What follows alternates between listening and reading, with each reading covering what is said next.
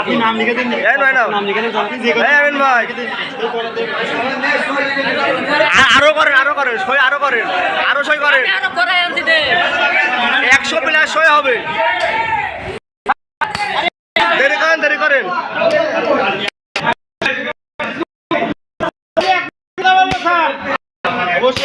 একটু থামেন, আমি 1 মিনিট কথা বলবো। হ্যাঁ বলেন, বলেন, বলেন।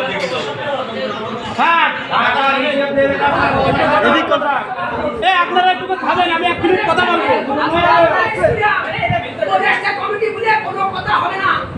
স্যার আমি 1 মিনিট কথা বলবো স্যার, সুযোগ দিতে হবে 1 মিনিট।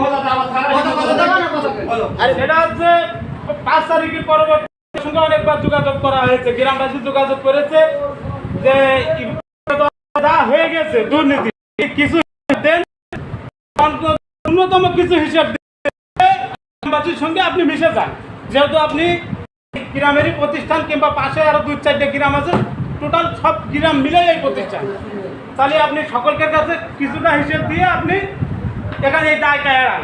কিন্তু আপনি সেটা করলেন না, আপনি ক্ষমতার পর খাটাতে গেলেন। আবার বিগত দিনে আপনি ক্ষমতা দেখিয়েছেন অভিভাবকদের সাথে, এবং আমাদের যে টিচারগুলো, অন্যান্য টিচার আছে, তাদের সঙ্গে আপনি ক্ষমতা দেখাইছেন, কিন্তু কোনো মূল্যায়ন করেননি। কিন্তু আপনার চাইতে বড় ক্ষমতা কিন্তু শেখ হাসিনা ছিল, সে কিন্তু দিল্লি রয়েছে, আপনি এটা কোনো সময় অনুভব করেননি।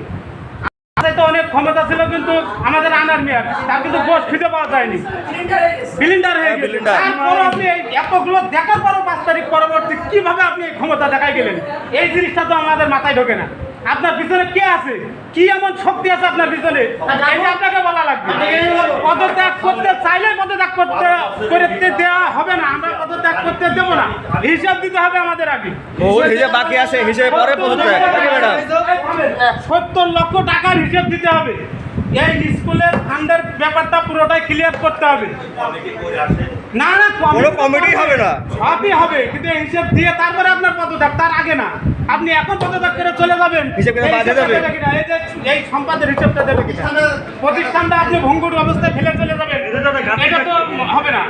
অর্থাৎ আপনাকে অবশ্যই হিসেব দিতে হবে। আর আপনার অনেকবার বোঝানো হয়েছে, আপনি কোনো কায়দায় কারোর কোনো বুঝ মানেননি।